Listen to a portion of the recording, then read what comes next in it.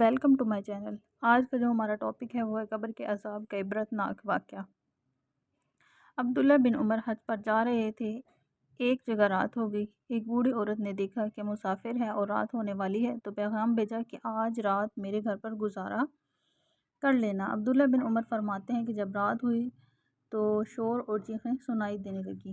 میں باہر نکلا کہ شاید بوڑھی اماں کا کسی کے ساتھ جھگڑا ہو گیا ہے۔ باہر جا کے دیکھا تو کچھ بھی نہ تھا، صرف چیخیں سنائی دے رہی تھیں۔ مجھے ساری رات نیند نہیں آئی۔ صبح نماز پڑھنے کے بعد جب اماں سے پوچھا کہ رات کو یہاں چیخیں سنائی دے رہی تھیں تو اس نے کہا کہ کیا سنائی دے رہا تھا؟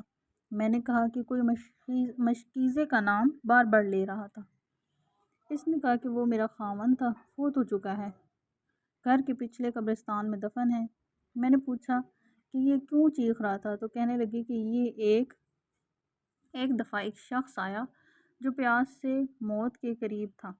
میرے خاوند سے کہنے لگا کہ پانی دے دو۔ میرے خاوند نے کہا کہ وہ سامنے مشکیزہ ہے، جا کے اسے پانی پی لو۔ وہ شخص خود کو گھسیٹتے گھسیٹتے مشکیزے تک پہنچا۔ انتہا کی پیاس لگی تھی، نزا کا عالم تھا۔ اس سے مشکیزہ اٹھایا تو وہ خالی تھا۔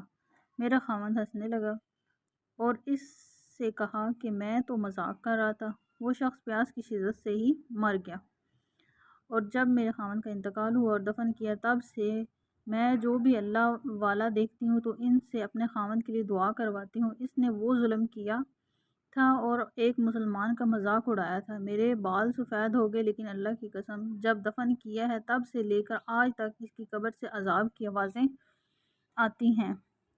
اللہ اکبر۔ بھائیوں، اللہ اپنے بندے سے بے انتہا محبت کرتا ہے۔ جب کوئی کسی کو بے گناہ تکلیف دیتا ہے تو اللہ اس کا معاملہ اسی شخص کے سپرد کر دیتا ہے۔